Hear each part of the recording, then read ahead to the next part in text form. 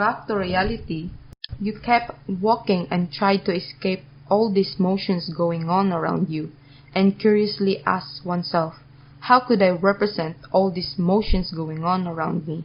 Which one of these scenarios are actually accelerating?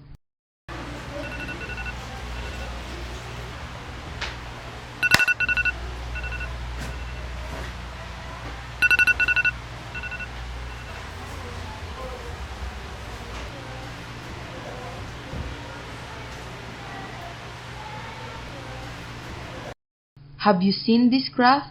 Do you know what this graph is called? This is a VT graph, where V stands for velocity and T stands for time.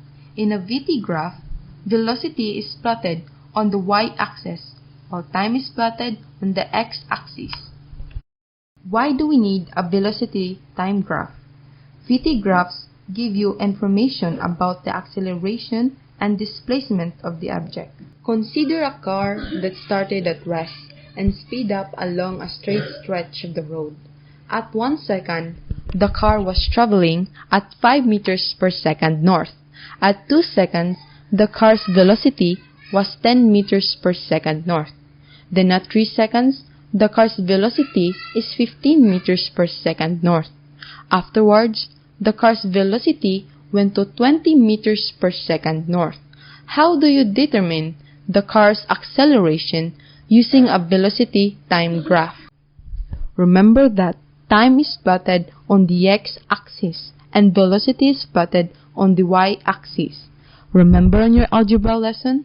The x and y comprise your coordinates, which then is plotted in the Cartesian plane. Remember our lesson in algebra on finding the slope?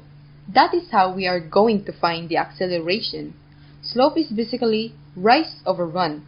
So based on this graph, the rise is 5 and the run is 1. Therefore, the slope is 5. In other words, the acceleration is 5 meters per second squared. What does that even mean? That means that the car increases its velocity 5 meters per second every second. So, if my initial thinking was wrong, then how should one interpret this VT graph I was thinking all along?